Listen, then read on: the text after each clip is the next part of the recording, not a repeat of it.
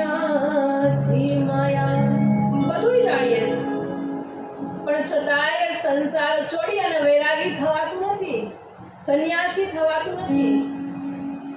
અરે ઘરની બહાર નીકળીએ ને ત્યાં હજારો વિચાર આવે કે ઘરે માતાઓ બહેનો છે, ઘરે બાળકો છે, ઘરની ઘર વખરી કેવી રીતે ચાલે છે.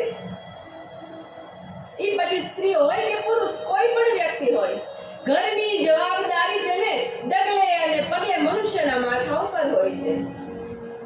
આ બધું એ છોડી અને સંન્યાસ લેવો, વૈરાગ્ય ધારણ કરવું ને એ બહુ અઘરી વાત છે.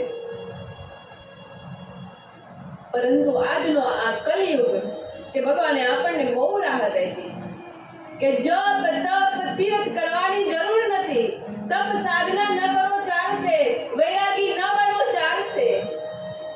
કલિયુગ કેવલ નામ આધારા, સુમિરો સુમિરો નર ઉતરહી પાવા. કલિયુગમાં માત્ર ને માત્ર રામ રામ કરવાથી જ ઈશ્વરની કૃપા પ્રાપ્ત થાય છે. આ આપણા માટે એક અહોભાગ્ય કહેવાય કે નામ માત્રથી જ ઈશ્વરની કૃપા પ્રાપ્ત થાય છે. પરંતુ આ જ્ઞાનની સાથે ભક્તિ અને વૈરાગ્ય ત્રણેય સાથે મળે ને, મીઠાઈ બનાવી હોય ને, મીઠાઈ તો લોટે જોઈ, ઘી જોઈ અને ગોળે જોઈ. ગોળ પણ જોઈ ને, ત્રણ વસ્તુ વગર મીઠાઈ બને.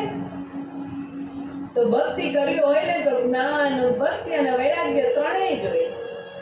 પણ એવું વૈરાગ્ય નહીં કે સંસાર છોડીને જવાનું, ખાલી મન શુદ્ધ હોય અને ભગવાનની ભક્તિ કરીને એ વૈરાગ્ય જોઈએ. પરંતુ આ ઉદ્ધવના મનમાં આજ અભિમાન આવ્યું એટલે ભગવાન કહે, ઉદ્ધવ તમે મથુરા જાઓ, બ્રજ જઈએ, મારા માતા પિતાને મળો, એને મારો સંદેશો આપો. તમે ગોપીઓને મળો, ગોપીઓને મારો સંદેશો આપો કે તમારો કૃષ્ણ છે ને કે આજ પણ મથુરાનો રાજા બન્યા છતાંય તમને યાદ કરે છે.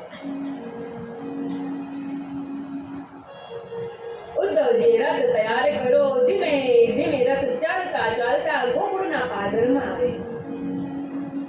ગોકુળના પાદરમાં રથ આવે. આ બાજુ નંદરાય અને મા યશોદા ઓસરીના કોરે બેઠા. ઉપરથી એક કાગડો આવે અને ક્રો ક્રો કરે છે. નંદરાણી હતા ને એ જાગી ગયા. અરે પ્રભુ, આજ તો ગોકુળમાં મારો કાનો આવવાનો છે. નંદ બાબા ના કે નહીં દેવી, કાનો ન આવે, આજે આટલા વર્ષો વીતી ગયા. નહીં પ્રભુ, મારો કાનો ગયો ને ત્યારે મને કહી ગયો તો કે માં હું રોજ માટે નથી જાતો, હું આવીશ. અને આજે આ કાગડો બોલે ને તો મહેમાન આવે. આપણા હિન્દુ ધર્મની માન્યતા છે. તો આજ મારો કાનો આવશે. કાનાને માખણ ભાવે તો આજુ તાજું માખણ બનાવું. માં બાજરાના રોટલા બનાવવા માંડ્યા કે મારા કાનાને માખણ અને બાજરાનો રોટલો બહુ ભાવે. સાંભળો નંદ બાબા, આજે આવશે ને તો બહુ ઠપકો આપીશ. કારણ કે જ્યારે વ્રજમાં હતો અને મારી આંખમાંથી એક આંસુ સરે ને તો એ ક્યારેય સહન કરી શકતો નતો. અને એના બદલે આજે આંસુડાની નદીઓ આ ગોકુળ ગામમાં વહે અને છતાં એ કાનો છે ને આજ વ્રજની સામે નથી જોતો. નંદ બાબા કહે છે, દેવી તમે આવી વાતો ન કરો, તમે દુઃખી ના થાવ. પરંતુ છતાંય માનું હૃદય છે ને એ દીકરા માટે તત્પર છે. ઉદ્ધવનો રથ ગોકુળના પાદરમાં આવ્યો ને ત્યાં તો ગોવાળો ભગવાનની રાહ જોઈને બેઠા છે કે કાનો કહી ગયો છે ને કે હું આવીશ તો સૌ પ્રથમ તો પાદરમાં જ આવશે. ઉદ્ધવને આવતા જોયા, ગોવાળો ઉભા થયા, પણ ઉદ્ધવે ગોવાળોની સામે ન જોયું. અને જ્યારે ઉદ્ધવે ગોવાળોની સામે ન જોયું ને ત્યારે ગોવાળો સમજી ગયા કે અમારો કૃષ્ણ ન હોય. કૃષ્ણ આવે અને અમારી સામે ન જોવે ને એ ન બને. પરંતુ જ્યારે ઉદ્ધવ ત્યાંથી નીકળ્યા ને ત્યારે ભગવાને એનું પિતાંબર આપ્યું કે સાંભળો ઉદ્ધવ, મારા ગામની ગોપીઓ, મારી માં યશોદા છે ને બહુ ભોળી છે. કોઈ પર પુરુષ આવે ને તો એની સામે ન જોવે, પરંતુ જો આ પીતાંબર તમારા ગળામાં હશે ને તો એ ગોપીઓ તમારી સાથે વાત કરશે. આ પીળું પીતાંબર જોયું ને એટલે ગોવાળોએ બોલાવ્યા, અરે વાલા ક્યાંથી પધારો છો? ઉદ્ધવે કીધું કે હું મથુરાથી આવું છું અને કૃષ્ણનો મિત્ર છું. આજે મથુરાના રાજાએ તમારા માટે સંદેશો મોકલ્યો છે. અરે કેવો સંદેશો? અમારા ગોવાળો માટે કંઈ કીધું જ? હા, આજ પણ એ કૃષ્ણ એ ગોવાળોને બહુ યાદ કરે છે. સાથે ગાયો ચરાવતા અને જ્યારે કાનાને તમે કદંબના વૃક્ષની નીચે સુવડાવો, એના પગની ચંપી કરો, એને માથું ખજવાડી દો ને અને એની ગાયોને આ બીજા ગોવાળો ચડાવે. ઈ ભગવાન કૃષ્ણ આ વાતો મથુરામાં કરે છે. ઉદ્ધવ કહે છે કે મને મનંદ બાબા અને યશોદાનું ઘર બતાવો. ગોવાળ કે છે, વાલા આ નદી જ્યાં જ્યાં વહેતી જાય ને એનો જ્યાં અંત આવે ને, છેડો આવે ને, એ નંદરાયનું ઘર છે. કારણ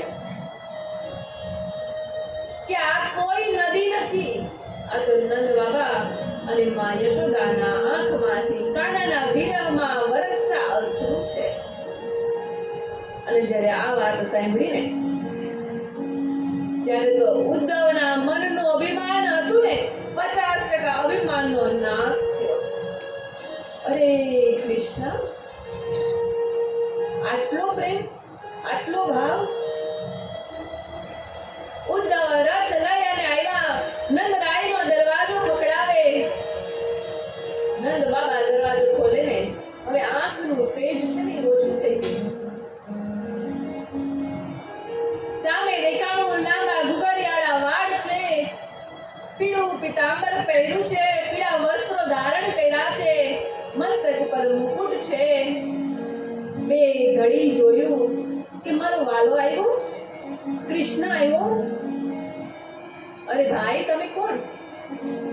ત્યારે ઉદ્ધવ કહે છે કે હું કૃષ્ણ નહીં પરંતુ તમારા કૃષ્ણનો પરમ મિત્ર ઉદ્ધવ છું.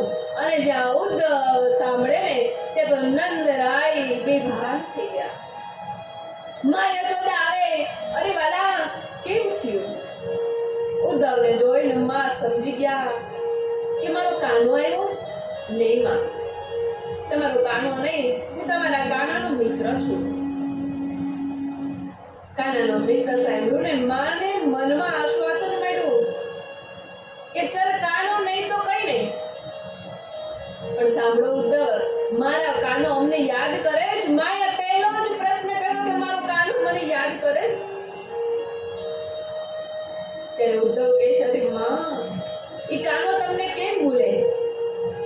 ડગલે ને પગલે તમને યાદ કરે છે. એક એક ક્ષણે તમને યાદ કરે છે. એક એક ક્ષણે નંદ બાબાને યાદ કરે છે, આ ગોપીઓને યાદ કરે છે. અરે માં,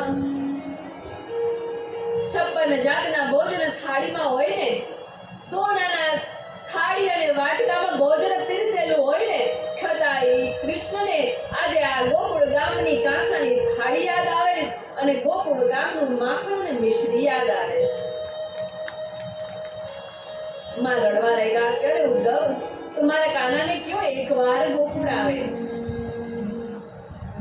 નહીં માં, મથુરાનો કારવાર એટલો મોટો છે કે મથુરા છોડી અને ભગવાન ન આવી શકે, પરંતુ હા, સંદેશો લઈ અને મને જરૂર મોકલો છે. એવા જ સમયે ગોપીઓ મહી માખણ વલોવી અને સૌપ્રથમ નંદરાયના ઘરે આવી અને દર્શન કરે. જ્યાં ગોપીઓ નંદરાયના ઘરે આવીને ત્યાં તો રથ જોયો, અને આ રથ જોયો ને એટલે ગોપીઓ ભાન ભૂલી ગઈ.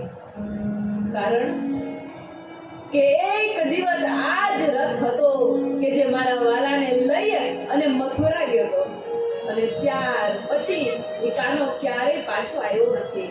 અને આજે પણ પાછો જો આ રથ આવે અને એ રથમાં જો મારો કૃષ્ણ આવે ને તો નિસ્તેજ દેહ છે ને એમાં પ્રાણ પુરાય. આવી આશાઓથી ગોપી ગોપી દોડતી દોડતી પડતી આકડતી નંદ બાબાના ઘેર જાય છે. જ્યાં જોયે ને ત્યાં તો પીળું પીતાંબર જોયું. બે ઘડી જોયું કે વાલો છે, પરંતુ ઉદ્ધવ કહે છે નહીં, હું કાનાનો મિત્ર. અને જેમાં ગોપી ભાવ આવી જાય ને તોય જીવન ધન્ય બને.